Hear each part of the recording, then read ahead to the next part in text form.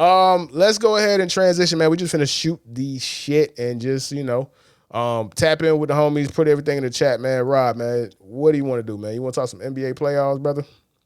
Yeah, man, I'm good with that, man. Let's do a little NBA playoffs before we sign out of here today, All man. right, man, cool, man. The homies, man, we gonna transition over to NBA playoffs. It ain't too much stuff with NFL, man. So around the horn, man. Around the what's it called, bro? Boom, boom, boom, boom, boom, boom, boom, boom, boom. Give me 1 second, man. All right, NBA playoffs review, man. How's the NBA playoffs been for you, my guy? I gotta tell you, Herbie, this has probably been one of my maybe one of my favorite playoffs in a long time. Yeah, me If too. only because there's been some incredible series in this run. It's been unfortunate because of the injuries and stuff like that. And listen, injuries happen every year. Like people keep talking about injuries, guys dropping like flies. It happens. Like, listen, That's part of the game. my team, Steph Curry played the first game, and then like after that they got waxed. It is what it is. It happens. They lose. Like the Warriors. Listen, like people don't like Warriors fans might not want to hear this, but we benefited a lot from injuries too. So it happens. Like right, it's just a part of the game for everybody. But injuries news aside, I just love the way that this has been a really unpredictable NBA playoffs. Here's the thing, man. If you are somebody who's betting money, like me, I decided to take it easy. Like I had an itch to bet, like when the playoffs started, and I just didn't get around to it. But man, listen, when I watch these games, when I see like the point totals guys have, when I see the way these games play out, I would have just been throwing money in the trash, dog. Oh, Like, you're right. Just speaking of that, man. Speaking of betting, bro. Pat said it's been good for the fans, but for my pockets, it's been stressful. I it, don't it's bet no more, man. I just we on the gave it same up. wavelength. I realized all these things I'm good at, right? I'm good at tying my shoes, man. I'm good at putting a hat on my head, dog. You feel me? I'm good at being funny. I am not good at going on the Hard Rock app, dog. If I open that app, I lose. Like I open the app and I lose, man. I just say, you know what? This ain't for me, dog. This ain't for me, bro. But you know me. I have been.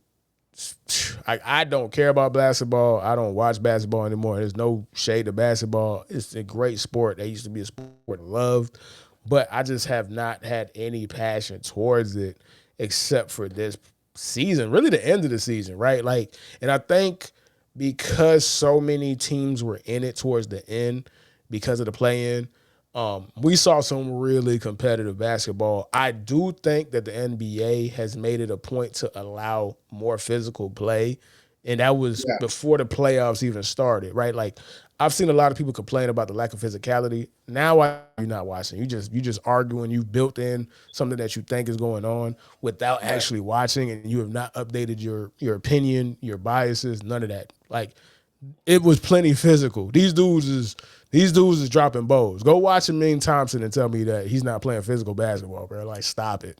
I mean, look at the Thunder and Nuggets series, man. That physical defense they were playing on Jokic, it affected them. Yeah, It for 100% sure, affected them. for 100%. sure. So this was and that's it was something that it really dawned on me. I'm like, oh, we never cared about 120 to 140. No, we always cared about compelling basketball. Sometimes compelling basketball is going to be 85 to 84, dog. That's how it used to be. That's how it used to be. That's what made it popular to begin with. And again, Mhm. it is the fantasyfication of sports where you want to increase scoring, you want to increase points, and you feel me because you have fantasy. There's things that are scoring, whatever, right? Those outside influences that ultimately make a worse product. You seen what happened. We want to see dudes ready to fight, man. Well, you know what, Herbie? You know what it makes me think? I realized that the obsession. Pat Lucas said that way out there playing Conference SGA. That meme is circulating everywhere. Nah, that's crazy, bro. But Anytime I see Cat, bro, I just think about that picture with him, and he's trying to back down DeMarcus Cousins. DeMarcus Cousins just looking at him like, bro, you bitch, like you little bitch. we ain't doing nothing. Just he looks so stressed. I mean, man, I feel bad for Cat, man. I feel bad for Cat. But I feel bad for Cat, but yeah, go on. What you was gonna say, bro? yeah, man. You know what it makes me realize, Herbie, is that the over glorification of like the overemphasis on like increasing offensive points I realized like it really does take away from the novelty of these sports, Herbie, because part of what make with like part of what has is the resistance, right? Like when Right. you're telling a story, there has to be an opposing force. Well, if both opposing forces are weak, then it kind of feels a little cheapened, right? Take for like me personally, when it comes to baseball, this is just my opinion. I will always be a fan of this duel over a game where the bats are hot. Like I love watching a baseball game where you have like maybe two elite pitchers, two ace pitchers going at it, completely destroying two lineups, and the one home run is what takes the game. A Yeah, 1-0 for game. Like for sure. me, that's riveting. Back and you watch 90s basketball, you go back and watch even some of early 2000s basketball. It's just, to see the resistance, to see the toughness, to see like it's just we're missing that.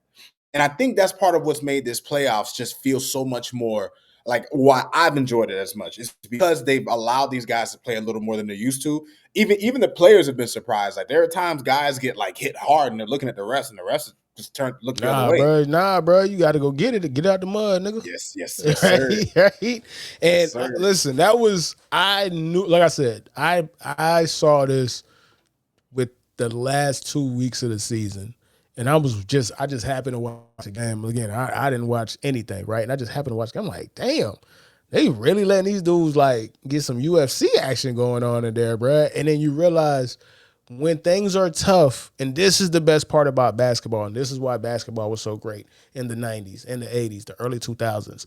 It might have been ugly. It might have not been the prettiest thing to look at, but you had an appreciation because when things got tough, it showed who had lemon booty and who was about it. It separated those two. There was a line of demarcation. That whole Nuggets Thunder series, man, hella dudes had lemon booty, man, because it wasn't easy. Yep. Jokic had lemon booty at points. Yep. Shai had lemon booty. You feel me? Jalen Williams had lemon booty. And then they had to figure it out. They had to learn. They had to overcome. There was tension. You feel me? And that's it. I seen that in the next series. Celtics was rampant. It was a lemon booty pandemic, boy. It was a lemon booty pandemic on that green and white. All them dudes bro. All them dudes' butts was tight, bro, and you felt it because it wasn't easy. It wasn't easy. Cavs, lemon booty of the decade, dog. 60-win team went out like suckers, man. The Tally Halliburton, man. Because they had lemon booty. That's a part of sports. That's a part of basketball, man. Why you think we call the pandemic championship the Mickey Mouse championship, bro? No crowds, no real tension. No, bro. Like to see people get affected by the crowds while there's physical play. Like it was a great playoffs, bro. It was definitely a fire playoffs for sure. Adrian said, "What the fuck is lemon booty?" When the butts get tight, when they clench it. Oh, you don't know what lemon booty is? Lemon booty is, bro, when niggas get nervous, man. Like they go to clinching. Like that you don't want to take those shots. Put like this. Watch the GOAT of lemon booty, man. James Harden, man. The GOAT, man. The GOAT. We'll never see anybody do it the way James Harden did. There's times where he would have a open three and he just passed the ball because he didn't even want to touch the rock. When you see that happen, when you see dudes not even try to get a layup, Ben Simmons, instead of taking a layup through a little no-look pass, when you wide open by them. Head spinning, boy. They head spinning. They like, man, I can't wait for this game to be That's over. lemon booty, man. When you see somebody looking at the clock and the clock winding down and there's 3 seconds left, instead of taking a shot, he passes it to his teammate. His teammate's confused. That's lemon booty, man. That means that the pressure got to you and you don't even want to touch the basketball. That shit is like spaghetti, nigga. You don't even want to touch it. It's messy. Ew. It got cooties. That's lemon booty, man. And that is what this second round specifically brought out. I seen a whole lot of it. And it was beautiful. And it was incredible. And that's how basketball is supposed to be, bro. So yeah, man, it was fire, dog. It was definitely fire, bro. Well, so let me ask you, man. So how you feel about these final series that we got, man? Honestly, this is the one byproduct, and yeah, we could go a little this right. This is the one byproduct of this new NBA, the new reality of the NBA, which is the new CBA has made it to where you cannot keep a team. You cannot have more than two highly paid players. Super teams are dead. You're not going to see super teams no more. The NBA basically said, I mean, 7 different champions the past straight seasons. I guarantee it's going to be 8. I guarantee it's going to be 9. I guarantee it's going to be 10. You cannot keep a team together in this new NBA, and that is the one thing about it. I'm sorry, bro. I can't. Maybe I'm not as evolved as I am, as mature as I am, bro. I can't have the Pacers in the conference finals, man. That's just ill. That's yucky. That's yucky. Yucky. Ew. I can't have a Minnesota Timberwolves in a conference final, even though they did it last year, bro. Like, ew. That's yucky, dog. Like, what are you talking about, man? Like, bro, Ant's so cool that he make the Timberwolves cooler than they got any right to be. But the Pacers will never be cool, bro. Like, I don't want get them out of my conference finals, dog. This ain't the '90s, man. Hey, listen, man. And one thing I'll say is that I like their brand of basketball, though, man. They play some beautiful basketball. No, for sure. You gotta think about this. This is somebody who came from he didn't come from the Spurs, but he came from a coaching staff that was from the Spurs when he got drafted to the Kings, which is crazy, bro. The Kings had they had Halliburton, and they could have drafted Marcus Bagley instead of drafting Luka, man. Shout out to the Kings, man. Funny organization. But yeah, bro, like it is real passing. It is just basketball, bro. And remember, like people don't remember last year they should have beat the Celtics. They just had a lot of lemon booty, bro. What the hell, Burton? Nah, well, yeah, he averaged under 20, but he getting you 13 assists, bro. Like that's damn near 50 points right there, bro. That's an old school point guard. You see, bro, you think about D Rose, man. You want your point guard to get you 50. Nah, man, that ain't what he doing, dog.